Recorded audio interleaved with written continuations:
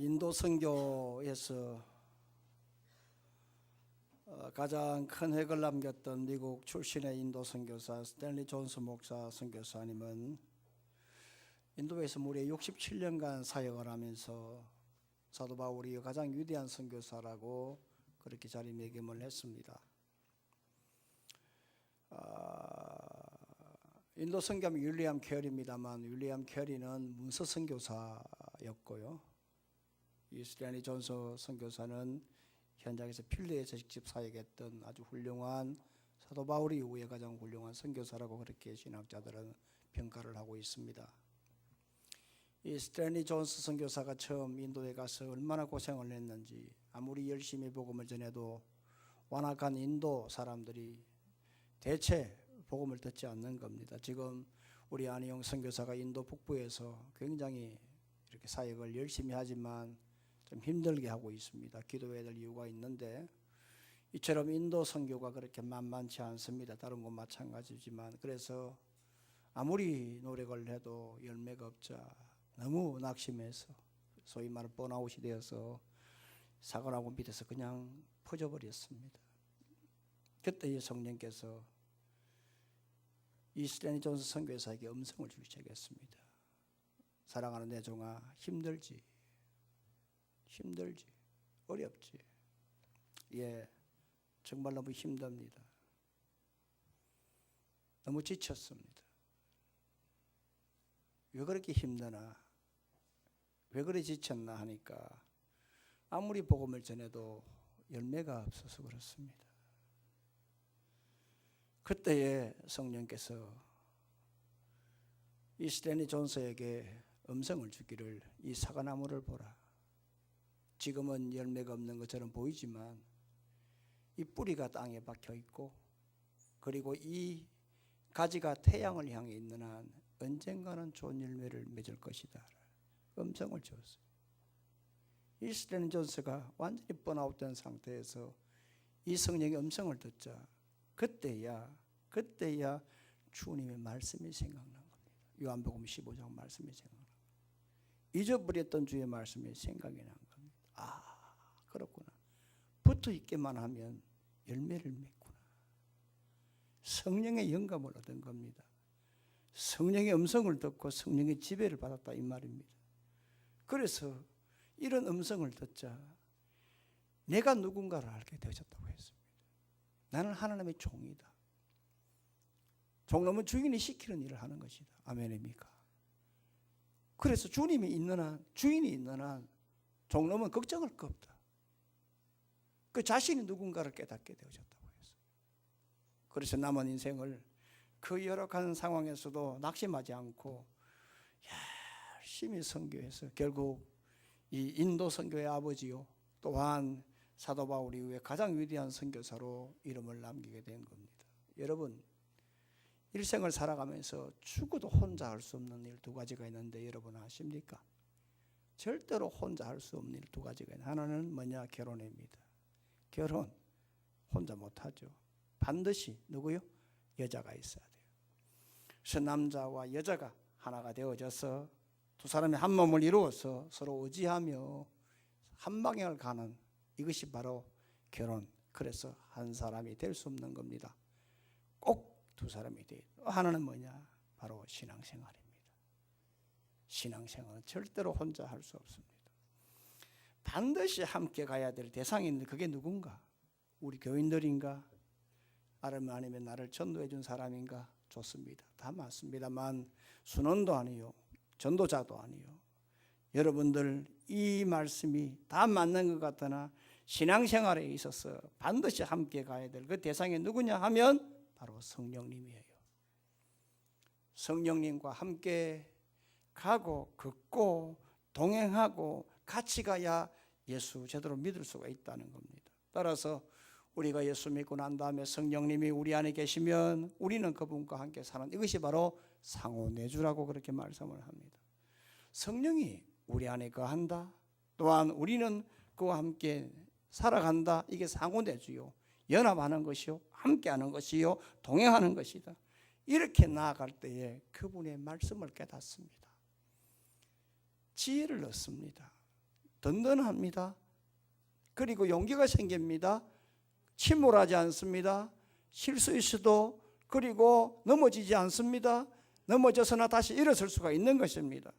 그래서 우리가 성령을 모시고 살아가게 되면 더 이상 나 혼자가 아니구나. 같이 가는 거구나. 그래서 오늘 내 혼자가 아니고 동시에 이제는 나 혼자만을 위해 살 수 없다. 나 혼자만을 위해 살 수 있는 존재가 아니다라고 하는 존재 양식의 변화가 일어납니다. 다시 말하면 내가 누구를 위해 살 것인가? 내가 무엇을 위해 살 것인가? 내가 어떤 삶을, 질입니다. 질, 퀄리티의 변화가 일어나는 거예요. 그리고 생각의 변화가 일어나는 겁니다. 항상 생각의 변화가 일어나는 겁니다.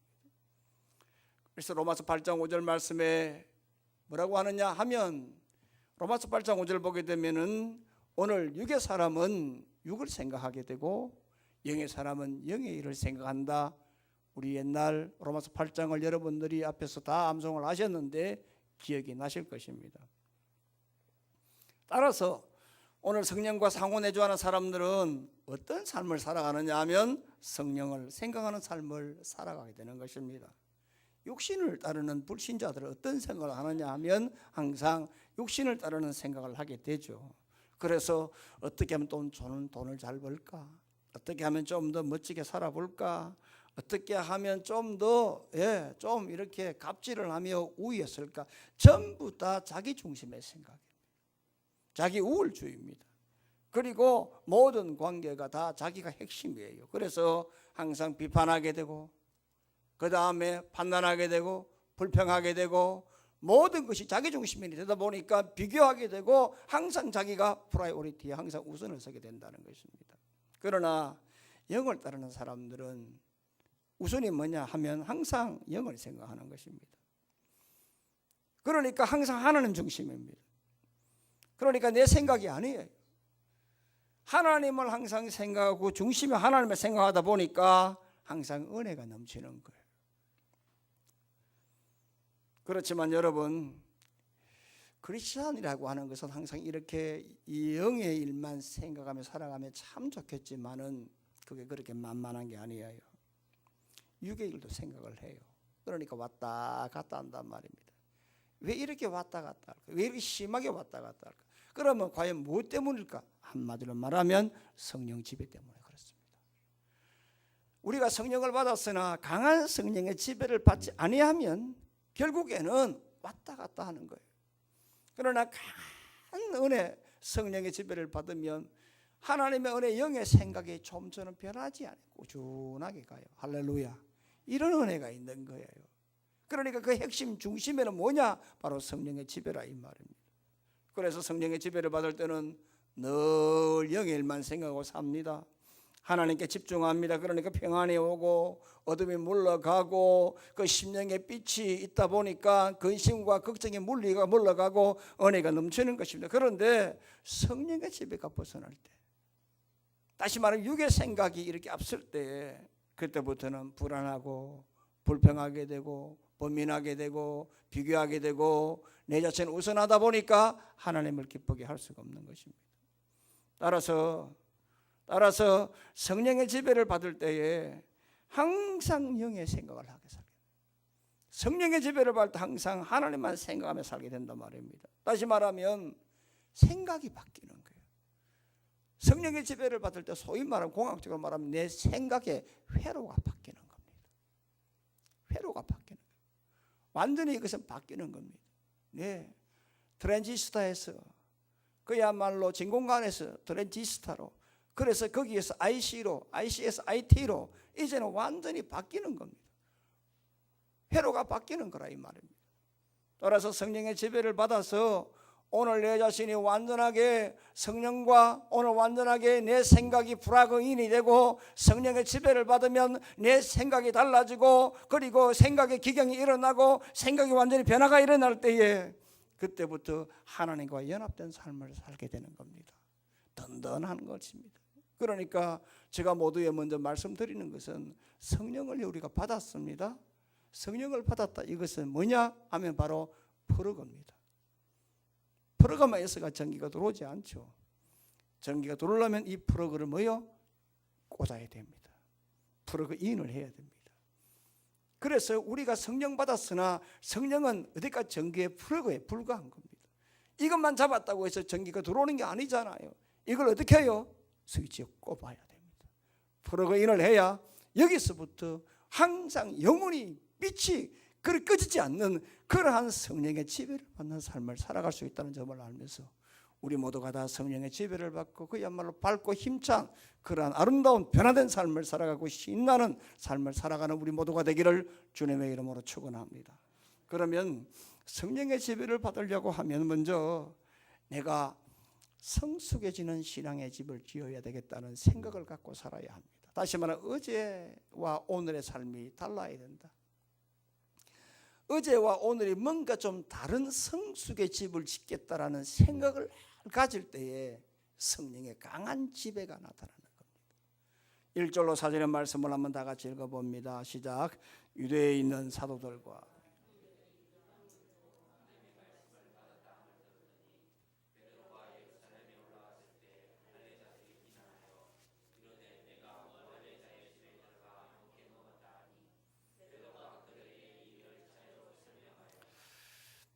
베드로가 고넬료 집안 사람들에게 설교를 할 때 설교도 마치기 전에 성령이 임했다는 말씀을 지난주 들었습니다. 그때에 그 성령이 임한 것을 보고 베드로가 세례를 주자 그 사람들이 고넬료와 그 일행들이 베드로에게 며칠 더 묵다가 가라 이렇게 요청을 했습니다. 그래서 베드로가 그 집에 며칠 있다가 드디어 이제 예루살렘으로 이제 올라가는 장면이 오늘 본문의 말씀이에요. 그런데 오늘 우리가 읽었던 1절로 4절의 말씀을 쭉 보게 되면 1절 3절까지 먼저 보게 되면 베드로가 예루살렘에 도착도 하기 전에 먼저 오늘 예루살렘에서 베드로가 이 가이사랴 이방인 집에서 오늘 복음을 듣고 그리고 예수 믿고 오늘 그 사람 세례를 주었다라는 소문이 예루살렘에 쫙 퍼졌어요. 쫙 퍼졌어요. 이런 소문이 예루살렘 제자들, 오늘 1절 보시면 유대에 있는 사도들이었습니다. 예루살렘에 있는 제자를 말합니다. 그러니까 유대에 있는 오늘 유대교에서 개종한 제자들이란 말입니다. 유대인이지만 그리스도인을 말합니다. 사도들입니다. 예수 그리스도 십자가 부활을 아는 사람들입니다. 그걸 아시고 들어야 됩니다. 그래야 이 본문의 말씀이 해석이 되고 이해가 된다 이 말입니다.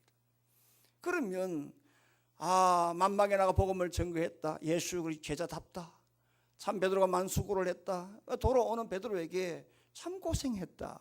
치하하고 격려하고 그리고 그 수고를 기억해 주는 것이 당연히 사도들의 입장이요 태도 아니겠어요? 그렇지 않습니까? 그런데 보십시오. 이 사람들은 오늘 유대에 있는 사도들과 형제들 예수를 믿었으나 오늘 당연히 베드로에게 격려하고 칭찬하고 치하를 해줘야 함에도 불구하고 마땅함에도 불구하고 예루살렘으로 돌아온 이 베드로를 향하여 뭐라고 했느냐 하면 비난했다고 했습니다. 비난했다. 그리고 이 사람들은 할례보다 복음을 우선했던 이 베드로 완전히 상반됐어요. 이 사람들은 복음보다 할례를 더 중시했기 때문에 오늘 감히 이방인들에게 어떻게 해서 오늘 이 사람들이 세례를 받나, 어떻게 이 사람들 복음을 증거하나, 그래서 오늘 어떻게 이 이방인은 비할례자들에게 오늘 이 사람들에게 세례를 주나 베드로에게 비방을 했어요. 비방한다 이 말은 디아크리노라고 하는 말인데 철저하게 물고 늘어지는 거예요. 그러니까 따졌단 말입니다. 집요하게 물고 늘어진 거예요. 여러분, 사람이 사람의 말을 듣고 말꼬리를 잡고 시비 끌 때 여러분 얼마나 피곤합니까? 스토커 아닙니까? 이 말의 언어의 스토커가 얼마나 피곤합니까? 그런 사람이 있을 겁니다. 여러분 주위에 많아요.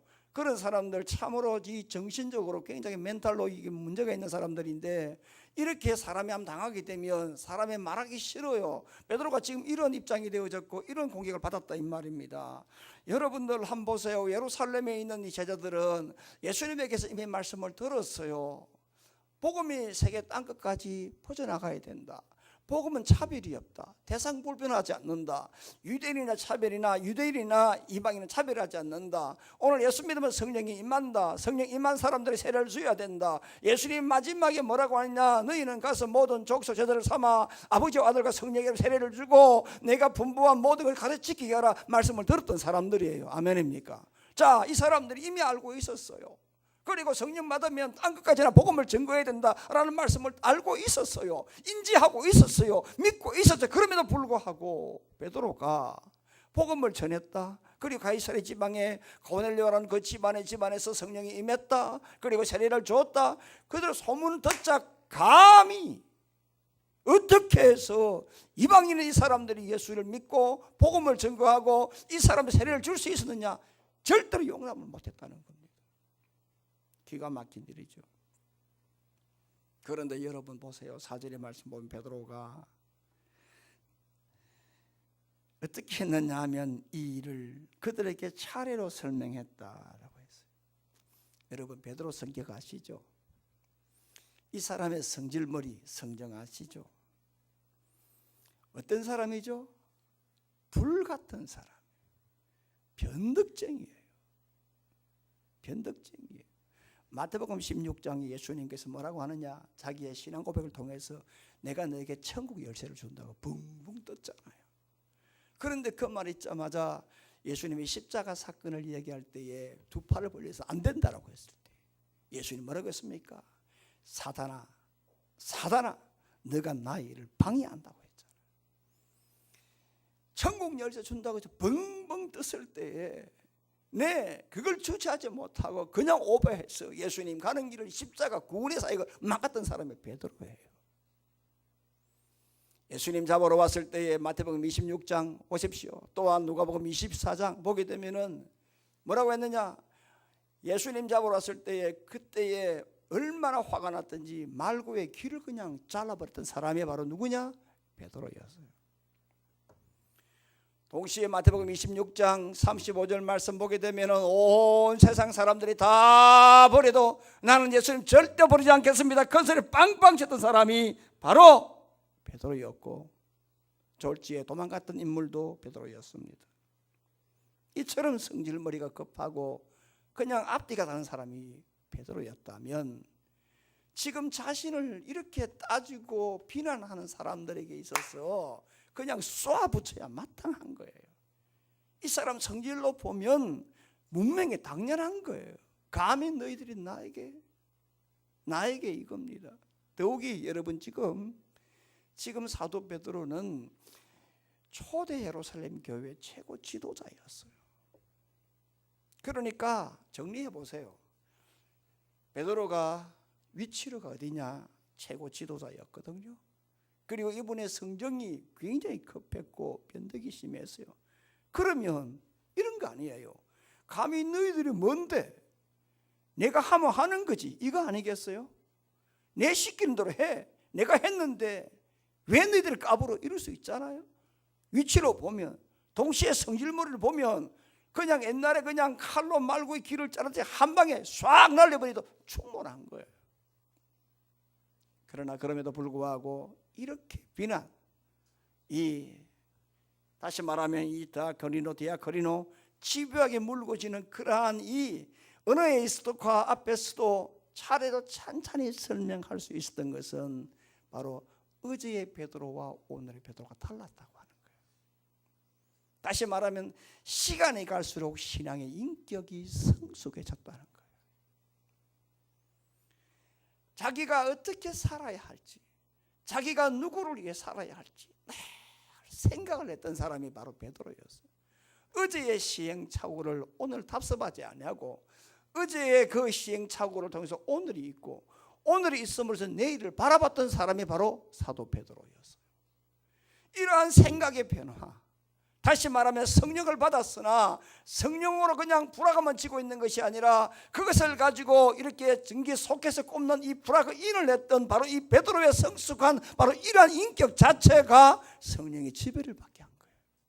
그러니까 어떤 사람의 변화된 삶을 살 수 있느냐 하면, 어떤 사람이 성령의 지배를 받고 멋진 인생을 살 수 있느냐 하면 생각을 하면서 내가 좀 달라져야 되겠다.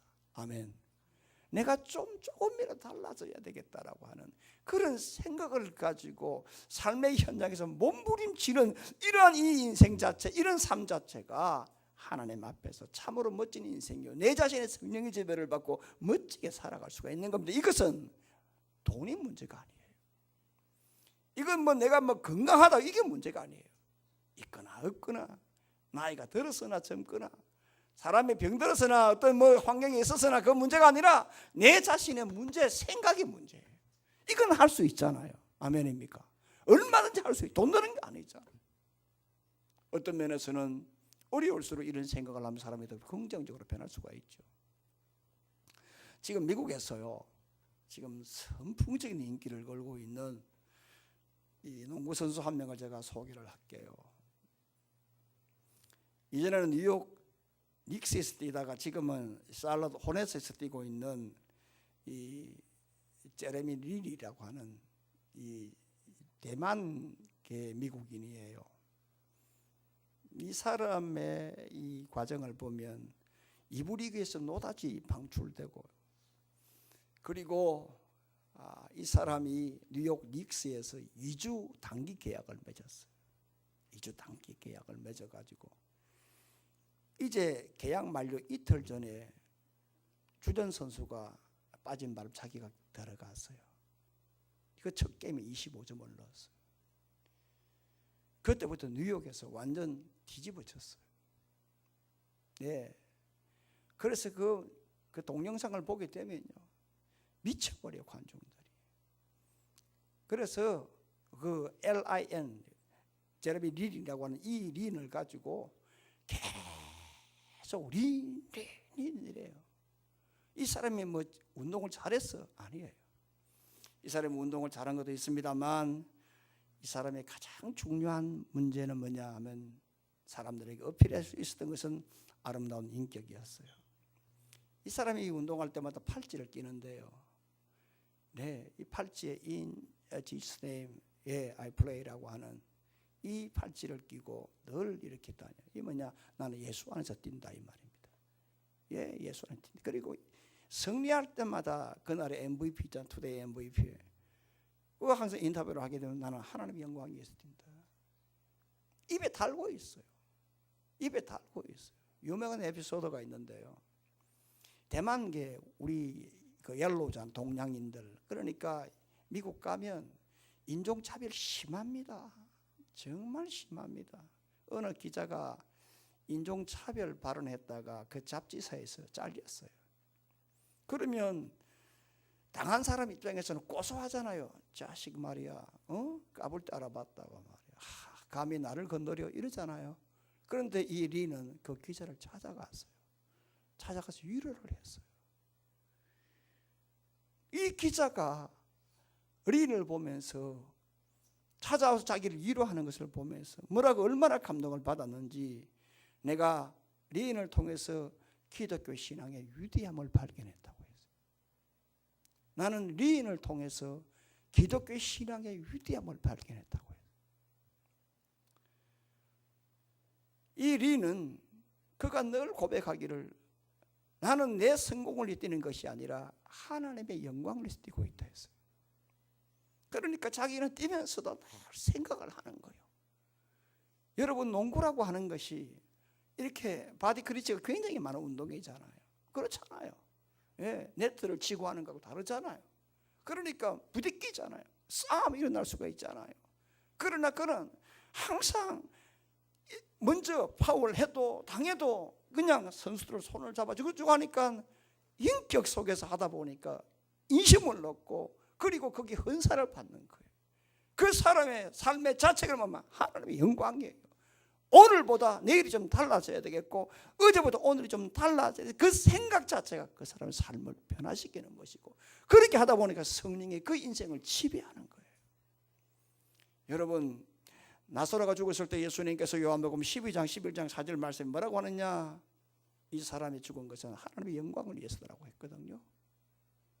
전부 다 벙벙벙 울 때에 예수님께서 뭐라고 하느냐 하면, 오늘 이 사람이 죽으면 뭡니까? 오늘 이런 말하면 하나님께 영광을 받으려고 한다. 영광이라고 하는 건 독사입니다. 독사입니다. 독사가 아니라 독사입니다. 독사라고요? 독사랍니다. 예. 그러니까 우리가 좀 머리 나쁜 사람들은 이게 굉장히 이게 기억하기가 좋잖아요. 예. 연상 기억으로 하면 좋지 않습니까? 예. 이 독사 이게 뭐냐? 생각하는 겁니다. 고난 받을 때 생각이 나죠. 잘 나갈 때보다 실패할 때 생각이 나죠. 아, 왜 내가 그랬을까? 그죠? 그죠? 아, 내가 왜 그렇게 살았을까? 잘 나갈 때는 그런 독사, 영광 생각이 안 나요. 그런데 내가 딱 주저앉고 실패하면 아, 내가 그렇게 비난했던 저 사람이 나보다 더 잘 살았구나. 맞습니까? 아, 저 사람이 나보다 더욱더 건실했구나. 저 사람이 나보다 더욱더 참 내 모르는 참 좋은 점이 있었구나 생각이 나는 거예요. 그러니까 이러한 나사로가 죽었을 때 이런 하나님의 영광 독사 생각하게끔 하는 거예요. 그러니까 우리들이 고난을 만날 때마다 어떻게 하면 하나님의 영광에서 좀 더 살아야 될 것이라고 하는 이 생각의 리피트가 내 삶을 바꾸는 것이고, 그럴 때 성령의 지배가 일어나는 거예요. 우리 모두가 이런 은혜를 성령께 주기를 바랍니다. 두 번째로,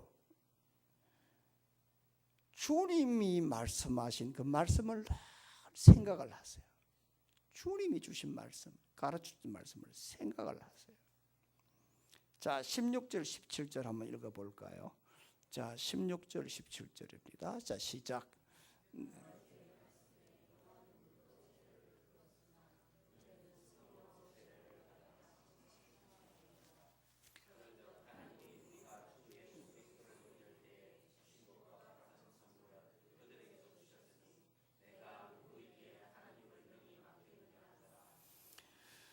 지금 예루살렘의 제자들이 베드로를 막 비난했을 때에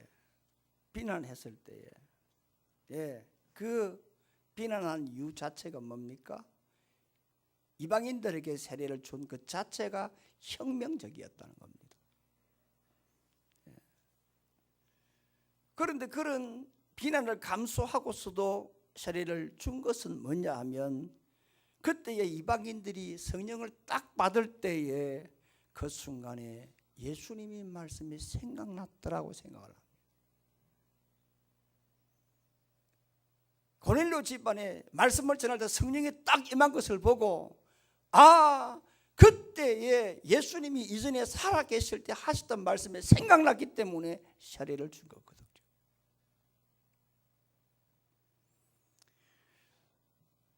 사도행전 1장 5절 말씀을 보게 되면, 요한은 물로 세례를 베풀었으나 너희는 몇 날이 못되어 성령으로 세례를 받으리라 하셨느니라 했습니다. 당시 오순절날에 성령이 임했습니다마는, 그러나 그때는 이 말씀의 의미를 몰랐습니다. 이게 무슨 말인가 몰랐습니다. 그런데 세월이 흘러서 베드로가 복음을 전가할 때에, 고넬료 집안에서 복음을 전가할 때에 그때에 성령이 임한 것을 딱 보고, 그때에 그 당시에 예수님이 석천하기 직전에 하셨던 이 말씀이 무슨 말인가, 그때의 말귀를 알아먹었다는 겁니다. 만약에 베드로가 이 말귀를 못 알아먹었다면 오늘 이 고넬료와 그 가족들 일행들에게 절대로 세례를 줄 수 없었겠죠. 그런데 베드로는 이 말씀이 생각났을 때에 예수님이 유대인이나 헬라인이나 상관없이 성령이 임한 자는 전부 다 하나님의 자녀라는 그 말씀이 생각났기 때문에 세례를 준 거예요. 그러니까 이 말씀이 생각났을 때 강한 성령의 지배를 받은 거예요. 그러니 여러분, 어떤 사람의 성령에 잡혀 살아가느냐 하면 주의 말씀을 생각하며 살아가는 사람들. 주의 말씀을 생각하지 않으면 성령의 역사를 안 합니다. 그러니까 여러분들이 인생을 살아갈 때도 성공한 인생, 실패한 인생을 그 중심에 딱 보면 어떤 사람이 성공이냐, 어떤 사람이 실패하느냐 하면 딱 중심에는 성령입니다. 저는 지난주에 조정민 목사님 그 화이트스프릿 그 왜 성령인 그 책을 제가 쭉 보면서 다시 생각이 들더라고요. 제가 경산에 있을 때부터 하용조 목사님께서 그 온누리 교회가 어떤 교회입니까? 윤복희 권사님 같은 분들, 쟁쟁한 분들 동부 이천동에 다 계시잖아요. 그분은 하 목사님 입만 열면 성령이었거든요. 그리고 그분은 늘 잘 가는 곳이 하와이 열방대학이에요. 거기 가서 강의하고 거기서 쉬고 그래요. 그렇게 성령에 사로잡혀 입만 열면 성령. 내 솔직한 이야기로요. 제자 훈련도 잘 못하지만 왜 저렇게 성령 할까? 저분도 제자 훈련하고 두란노도 하고 하는데 좀 뭔가 소위 말하면 매치가 안 된다. 네, 우리말로 요즘 말로 케미가 안 된다. 내가 그런 생각을 했거든요. 근데 이게 작년부터 제가 그게 깨닫는 게 오는 거예요. 아, 그렇구나. 사람은 자고로 성령의 지배를 받지 아니하면 변화가 안 됩니다. 죄송한 얘기지만 믿거나 말거나 분명한 사실입니다. 성령의 지배를 받지 않으면 제자 훈련 안 됩니다. 그 이상 안 됩니다. 그 어떤 것도 안 됩니다. 성령의 지배를 받아야 사람이 사람다운 사람이 될 수 있어요. 베드로가 세례를 준 것은 성령이 임하면 어떤 사람이 빈부귀천, 그러니까 세대불문, 그리고 모든 것은 종류불문, 그리고 우리 흔히 말로 그야말로 이 인생 자체 어떤 사람이든지 간에 다 하나님 말씀으로 오늘 이 사람이 하나님의 자녀가 될 수 있다는 것을 그 말씀에 생각을 했기 때문에 과감하게 성령으로 세례를 준 거라 이 말이에요. 그러니까 우리는 말씀을 생각해야 시행착오를 안 합니다. 베드로가 마태복음 26장을 볼 때에 예수님이 베드로에게 경고를 했거든요. 베드로야, 이제 고난이 시작된다. 그럴 때 너희들 다 도망갈 것이다 라고 했을 때에 베드로가 뭐라고 했느냐 하면, 좀 전에 제가 말씀한 것처럼 마태복음 26장 35절 말씀에 큰 소리 뻥뻥 쳤습니다. 뻥뻥 쳤습니다. 그런데 예수님이 신문을 받을 때에 거기에서 3번이나 부인을 하면서 도망갔던 인물이 누구냐? 바로 사도 베드로였습니다. 그런데요, 마태복음 26장 75절 말씀 보게 되면은 그때의 닭 울음소리에 오늘 한밤의 정적 소리에 깨는 순간 그때의 베드로가 자신에게 하셨던 예수님 말씀이 생각났던 겁니다. 네가 나를 3번 부인하리라. 예수님께서 네가 좀 있으면 나를 부인할 거다 생각을 하고 있었다면, 아무리 사람들이 너도 그 예수라, 너도 예수파라, 너도 그 당이라 아무리 질렀어도 절대로 소리. 심지어 여러분, 거기에 그 여종 비자가 사투리가 있잖아요. 갈릴리 출신이잖아요. 네? 그러니까 다 지방마다 방언이 있고 사투리 있지 않습니까? 들어보면 어떤 사람이 알잖아요. 그러니까 그 여종이 볼 때 베드로의 사투리 들어보니까 이 예수의 당이거든요. 너도 그 사람이라, 너도 그 당이라, 그 파라 라고 하니까 나는 모른다라고 했잖아요. 어떻게 이런 일이 일어날 수가 있어? 어떻게 해서 예수의 가장 사랑스러운 제자로 사랑받았던 이 베드로라는 인물이 이럴 수가 있느냐 하면, 예수님이 하셨던 말씀을 생각을 안 했기 때문에 그래요. 맞습니까? 생각을 안 했기 때문에 그래요. 만약에 조금이라도 예수님이 하셨던 말씀을 생각했다면 그가 늘 긴장을 했을 거예요. 의식을 가졌을 거예요.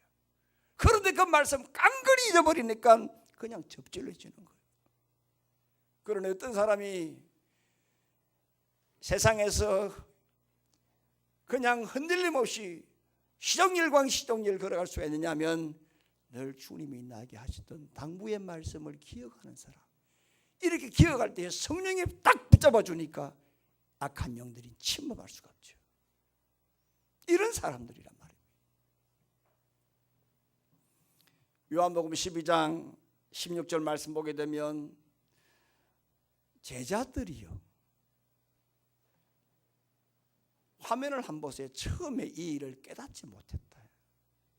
그런데 예수께서 영광을 얻은 후에야 이게 바로 예수에 대하여 기록된 것과 사람들에게 오늘 이 예수에 대해서 기록된 것을 그때야 깨닫고 그 예수님 말씀이 생각이 나도. 이 무슨 말씀이냐면 예수님이 지금 예루살렘에 나귀를 타고 입성하는 겁니다.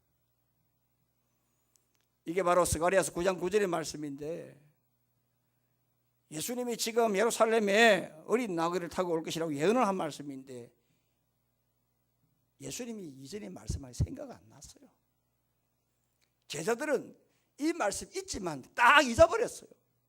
그런데 예수님이 십자가에 죽임을 당하시고 부활하시고 그리고 난 다음에 이 예수가 메시아요 살아계신 부활의 주라는 그 사실을 나중에 발견하고 난 다음에야 그때 생각이 난 거거든요. 그러니까 어떤 사람이 지혜롭게 살아가느냐, 어떤 사람이 맹하게 살아가느냐, 그 중심은 뭐죠? 하나님의 말씀을 생각하느냐 하지 않느냐. 아멘. 그겁니다, 여러분. 하나님의 말씀을 생각하느냐 하지 않느냐, 그겁니다. 제가 미국 교포에게 들은 얘기인데요. 미국 이민 가면 제일 먼저 하는 게 뭐죠? 보건소 가서 건강 체크하는 거거든요. 건강 체크하는 거. 그다음 학교 입학시키는 거예요. 학교 입학시키는 우리처럼 골치 아프지 않아요. 전에 학교 어디 다녔느냐. 그다음 건강증명서요. 그 리스트 하나 3가지만 하면 돼요. 끝나는 거예요. 그러니까 아이들 무조건 픽업해줘야 되거든. 하여간 뭐 같이 걸어가든 지하철을 타든 서브웨이를 타든 뭐 차를 가든 뭐 하여간 무조건 픽업을 해줘야 돼요. 수업 딱 시작하면 밖에 문 딱 크로징합니다. 그리고 무장 경찰들이 장전에 서 있습니다. 미국은 그렇습니다. 그러니까 이제 집에 와서 할 일이 있습니까? 처음에는 짭을 잘 모르니까. 그럼 말이 통합니까? 어디 갈 데가 있습니까? 나가면 전부 다 흑인들, 시커먼 흑인들 겁이 나가지고. 그 집에서 있다 보니까 심심하니까 TV를 켜는데요. 뭘 알아야 뭐 더 껴야 어디 보죠. 그래서 들어보니까 동물의 왕국 비슷한 게 나오더라 합니다. 그것만 매 봤대요. 주회장창 봤답니다. 세상에 꿈에도 그게 나타나더랍니다. 그때 깨달았답니다. 사람이 본대로 생각이 나구나. 맞습니까? 본대로 생각이 나구나. 그 사람은 본대로요. 잘 들으셔야 돼요. 사람은 본대로 마음에 담고요. 마음에 담긴 대로 나오는 겁니다. 그러니까 내가 뭘 담느냐가 굉장히 중요합니다. 내가 세상의 것을 담느냐, 주의 말씀을 내 속에 담느냐, 관건입니다. 영어 성경을 보면요, 우리의 심령을 마인드라고 한 데도 있고요. 전도서나 자문 말씀 마인드라고 한 데가 있고요. 그 다음에요, 어떤 곳에는요 헐트라고 한 데 있고요. 어떤 곳에는 소울이라고 해요. 다 똑같은 동의어예요. 이게 무슨 말이냐면 우리 중심에 하나님의 말씀을 이렇게 담으면 우리 영혼이 달라져요. 그러니까 우리들이 늘 주의 말씀을 생각할 때에 성령의 지배를 받는다 이 말입니다. 주의 은혜가 있기를 주의 이름으로 축원합니다. 마지막 하나는 하나님 앞에 내가 누군가를 바르게 깨달아야 돼요. 하나님 앞에 17절 18절 한번 다 같이 읽어봅니다. 자, 시작.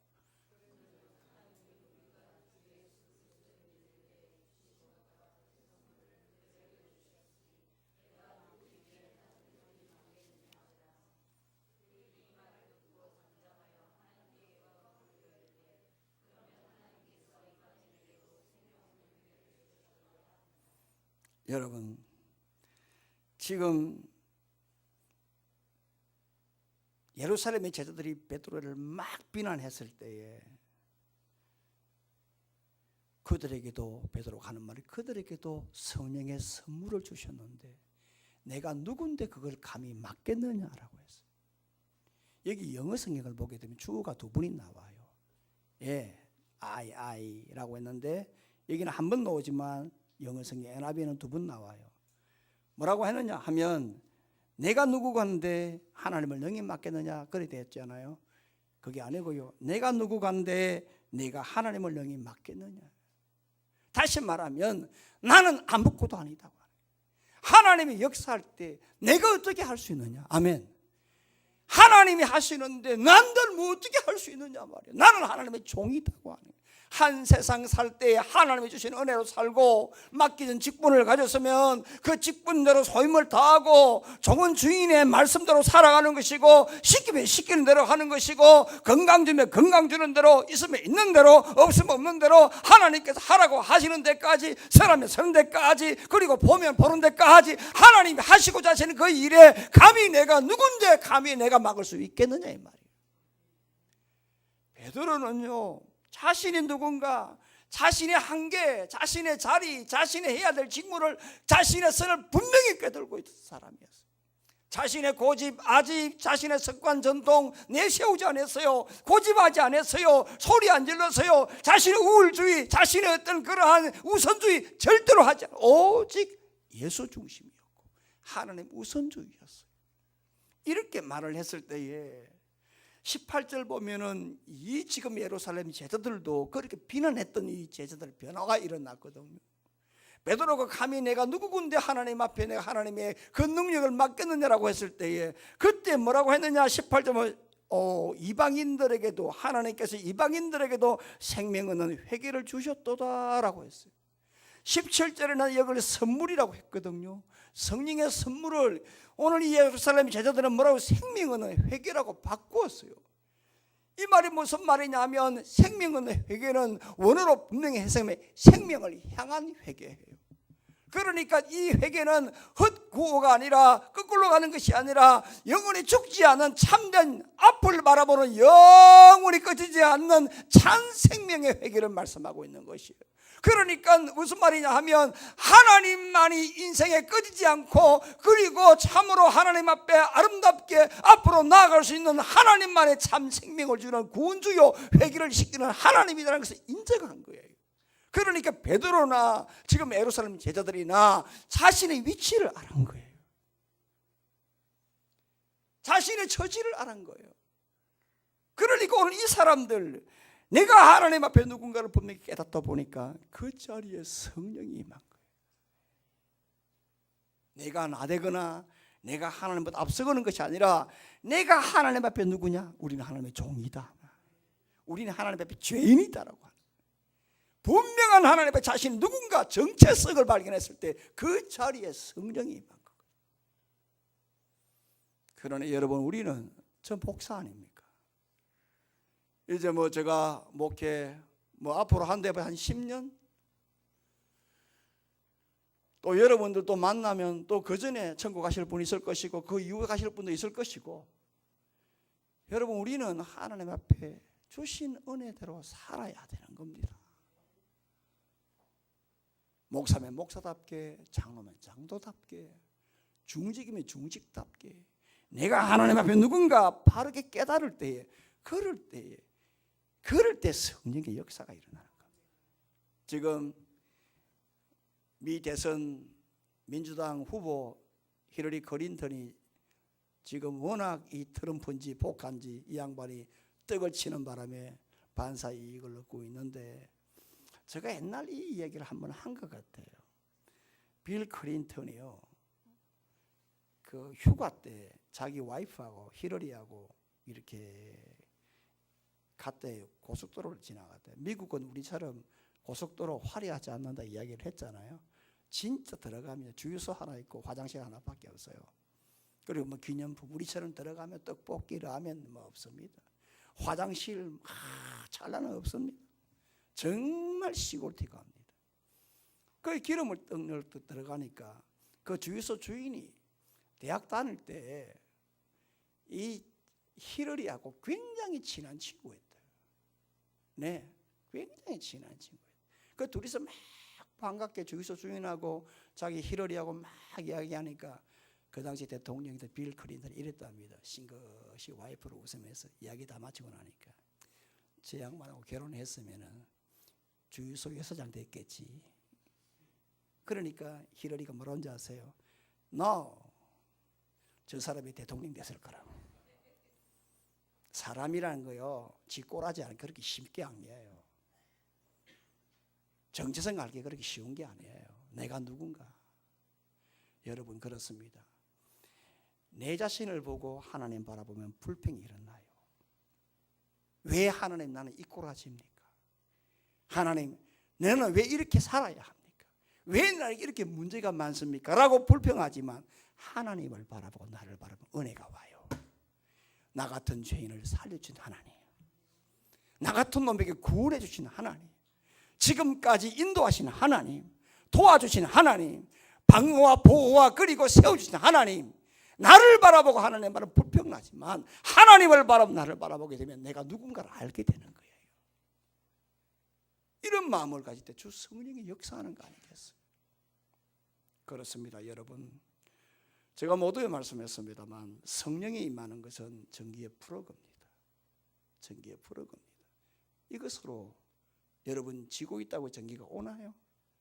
이걸 가지고 꽂아야 되죠.